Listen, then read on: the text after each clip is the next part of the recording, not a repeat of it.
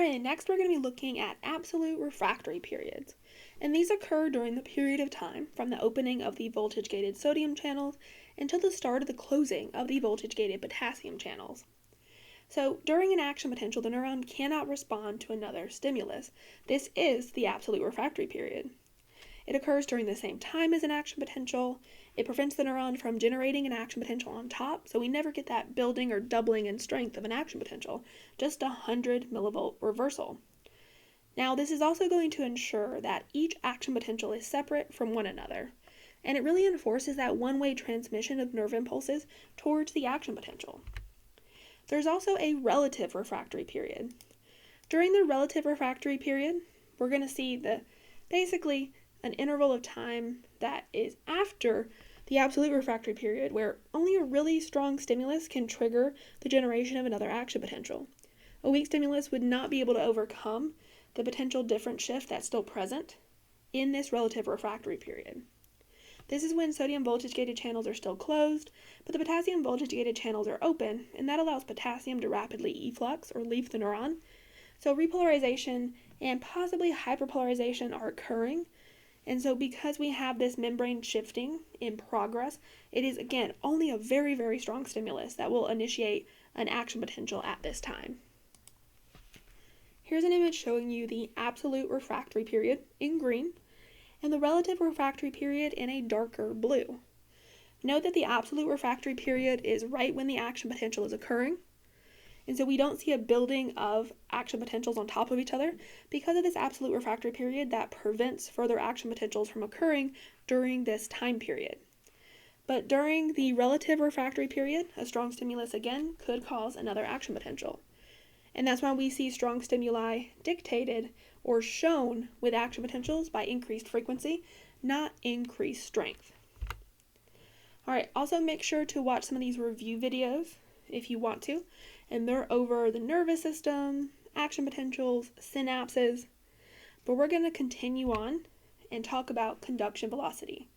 Now that we've established the membrane potential shifts and depolarization and repolarization, we've talked about things like threshold and relative and absolute refractory period.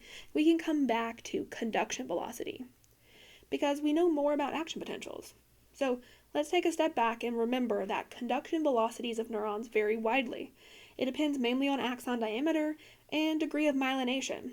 With a larger diameter, we see that axons are able to send signals faster or impulses faster towards the axon terminals. And with myelination, we see faster conduction. That saltatory conduction in the peripheral nervous system and the central nervous system is much quicker than continuous conduction in non-myelinated axons. What this does is create nerve fiber classifications, where we look at the diameter, we look at the degree of myelination, and that says something about speed of conduction. That actually produces 3 groups of fibers: Group A, Group B, and Group C. Group A are large diameter myelinated fibers, and they transmit signals at 150 meters per second. So we tend to see a lot of somatic sensory and motor fibers of the skin, skeletal muscle, and joints be this type. Then we have our Group B fibers, which are intermediate in diameter, very lightly myelinated, and they only transmit signals at 15 meters per second. But they still transmit faster than our Group C fibers, which have the smallest axon diameter and are completely unmyelinated, so they must use continuous conduction. They only transmit signals at 1 meter per second, which is incredibly slow for neurons. Alright, next we're going to be looking at synapses. And synapses are just neuronal junctions where 2 neurons meet. Usually they're areas that mediate information transfer from one neuron to another, or maybe from one neuron to an effector cell, like a muscle or glandular cell. Now the first neuron or first cell in this synapse is called the presynaptic neuron. Again, it's the first neuron which conducts impulses towards the synapse or towards the axon terminals. The postsynaptic neuron is the second cell in this synapse. It transmits impulses away from the synapse.